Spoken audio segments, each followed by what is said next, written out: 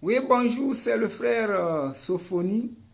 Et aujourd'hui, nous allons nous intéresser au dernier message que Jésus a laissé à l'humanité avant de quitter.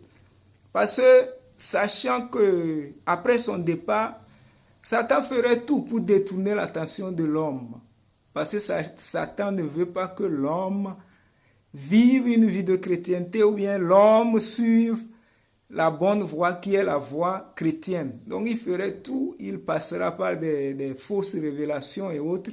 Donc Jésus a mis la puce à l'oreille à l'homme dans le dernier paragraphe du dernier livre qui est l'Apocalypse ou bien le livre de la Révélation.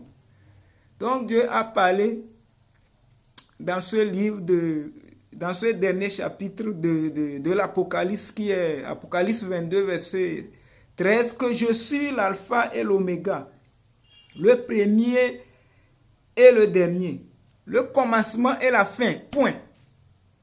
Donc Jésus est le premier et le dernier.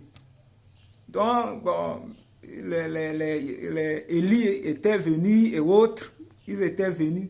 Mais après Jésus, donc ça veut dire que après Jésus, c'est Jésus qui est Dieu. Donc après lui, il n'y aura pas quelqu'un qui viendra parler d'un autre Dieu. Donc Jésus étant Dieu, c'est-à-dire Jésus c'est un Dieu qui s'est transformé en un homme pour y venir. On va parler de ça dans la vidéo suivante, de la divinité de Christ. Donc, en partant, il savait que Satan va apparaître à quelqu'un dans un désert. Que oui, va pour propager ma parole, que c'est moi, Allah, quoi.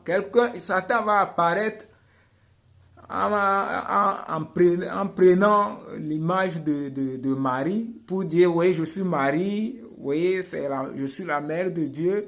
Bon, après, on viendra nous dire, il viendra dire que oui, qu'il a eu une révélation après le départ de Jésus, que oui, il faut rendre gloire, il faut prier à Marie pour qu'il intercède pour nous et autres. Pourtant, Jésus a bel et bien dit, il a bel et bien mis l'accent. Ici, c'est Jésus qui parlait. Et il dit en verset 7, moi Jésus, j'ai envoyé mon ange pour vous attester ces choses dans les églises. Je suis le rejeton et la postérité de David, l'étoile brillante du matin. Donc, après cette vidéo, comme si tu n'es pas totalement, tu n'adores pas totalement, entièrement Jésus, donc il faut faire la prière de la réception de Jésus avec moi. Ensemble, prions. Seigneur Jésus, je sais que tu es mon Seigneur, le Seigneur et Sauveur. Tu es mon Seigneur et Sauveur personnel aujourd'hui.